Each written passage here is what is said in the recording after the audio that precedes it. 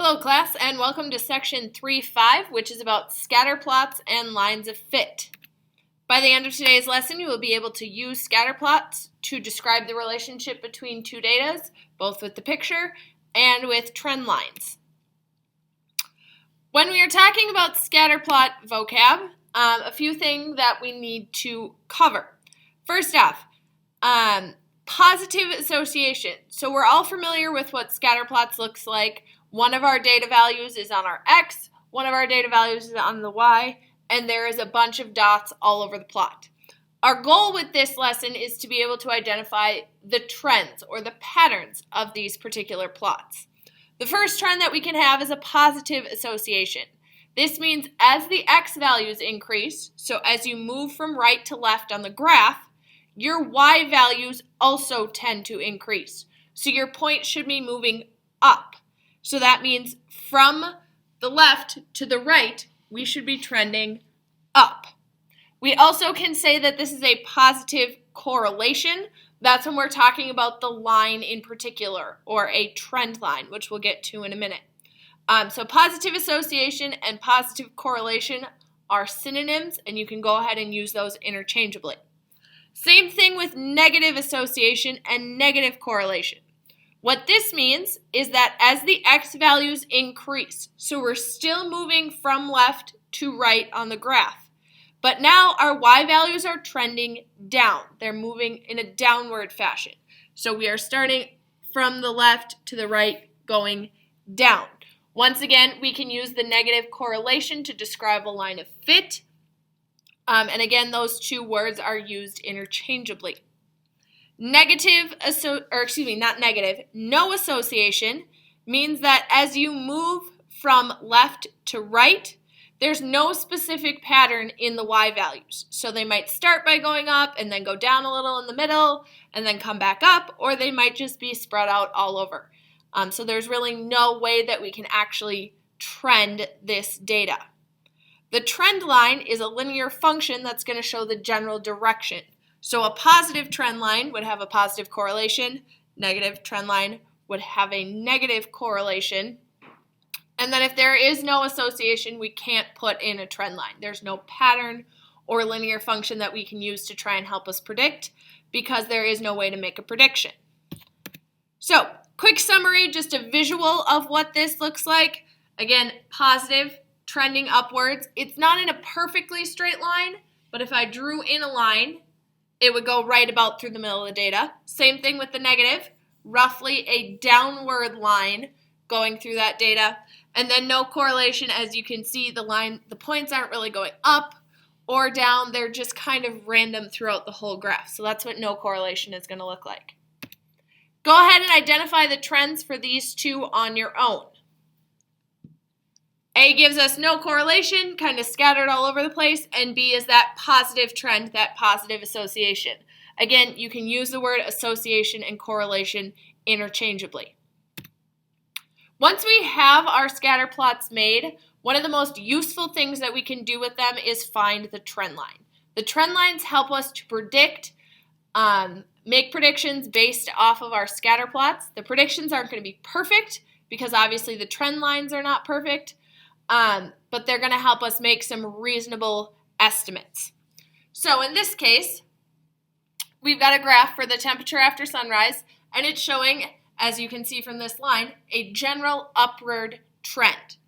So they put in one line to start. The thing about trend lines is there's a lot of lines for the same graph. So they drew in one. I could draw in another one that's a little bit steeper, still goes right through the middle. I could draw in one that's a little bit flatter, still goes through the middle. The goal with the trend line is to try and get as close to as many of the data points as you can.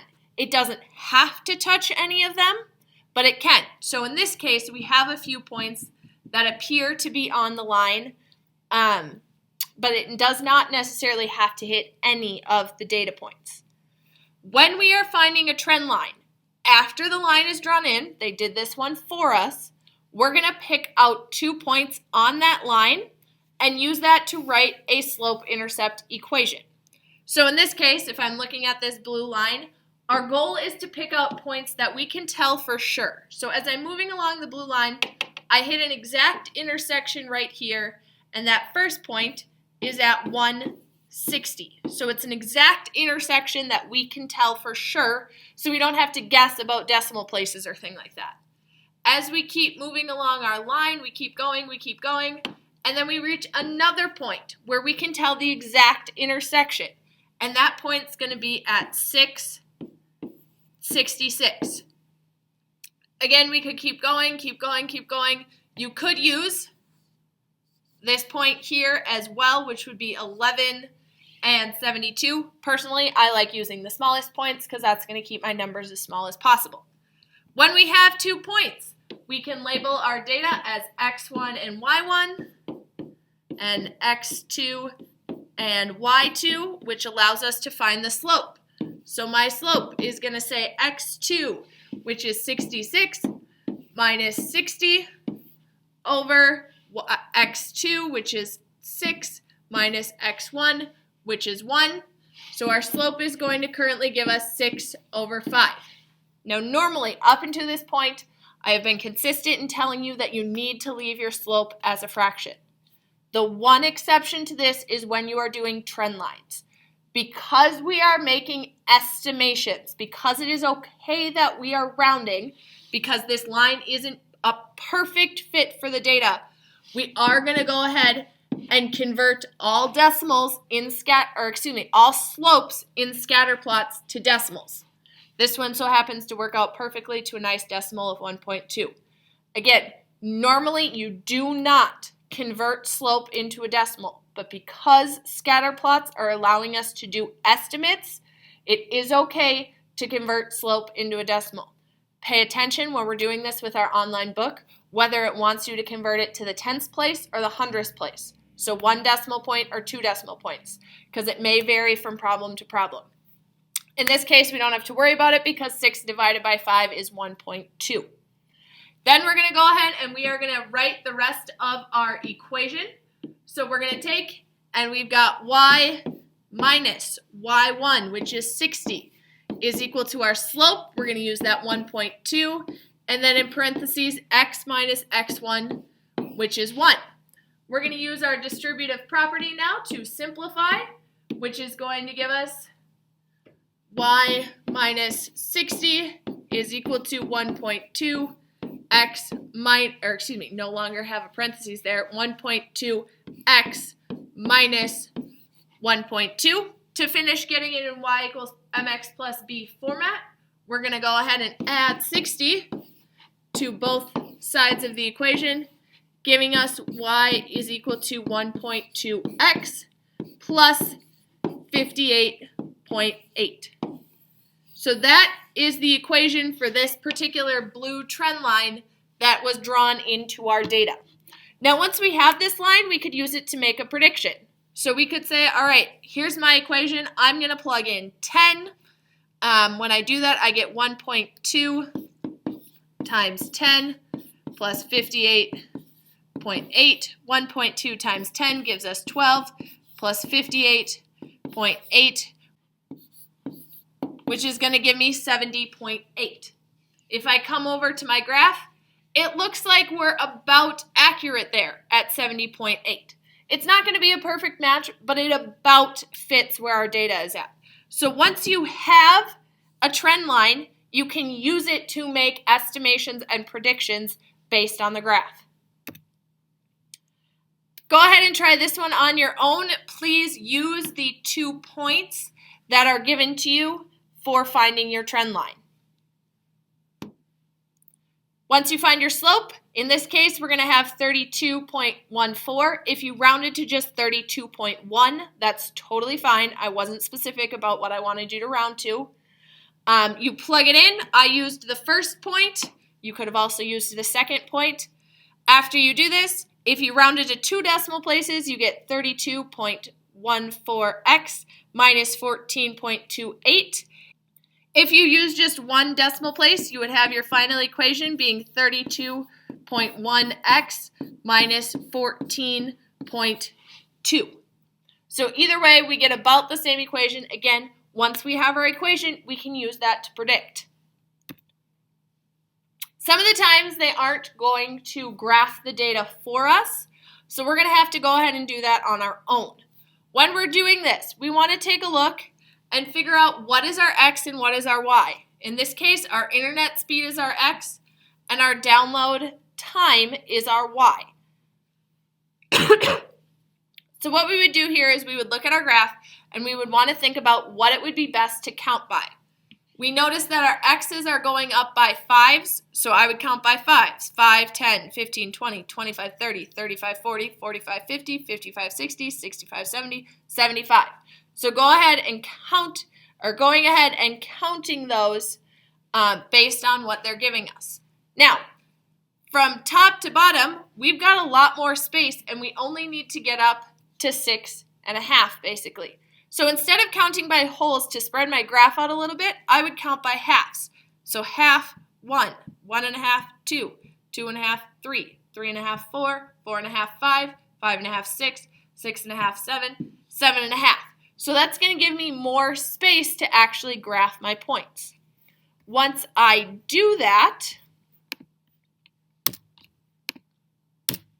my graph would look something like this. So I can go ahead, label my points. We've got 10. We've got our values down at the bottom there, which got erased. 10, 20, 30, 40, 50, 60, and 70, and then going up the side with our counting by halves. Again, once we have our trend line drawn in, so we would graph, I stuck this black line in the middle because it looks like it's about in the middle of the data.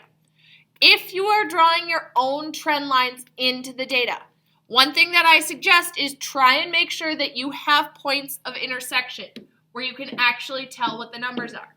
So for example, when I drew this in, I can tell that this is an actual data point. That point right there is 25, 7.5. So I have a point that I can actually use. You may need to adjust your line a couple of times to try and find those points. As I'm going along my line, I can find another point at 65 and 3.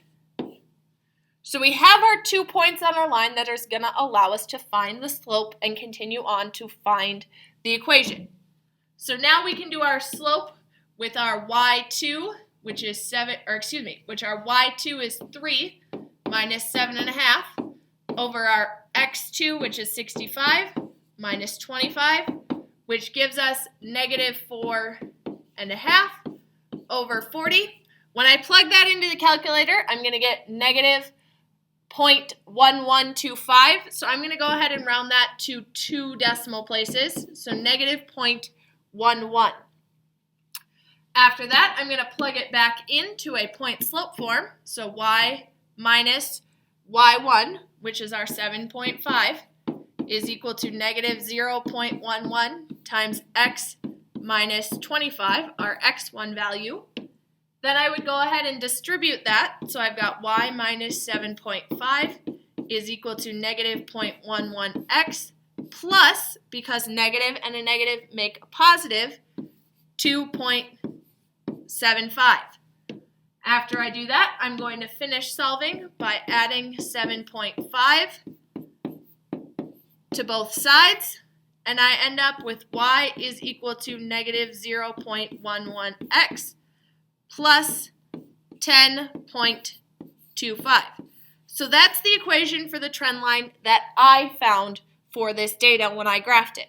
If you look in your book on page 122, they graph it a little bit differently and they come up with a slightly different equation.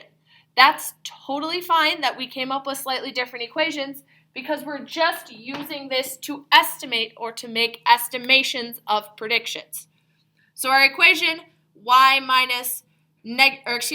equals negative 0.11x plus 10.25 is just one trend line that could possibly fit this data. Now the last thing we're going to do is apply that trend line. So assuming the trend from the previous slide continues, how long would it take to download a 100 megabyte file if the internet speed is 70 kilobytes per second. All we're doing is plugging 70 in as our x value because that is our internet speed. And when I do that, I get about 2.5 or 2.55 minutes. If you have questions about this or anything else from the lesson, please let me know when you get to class.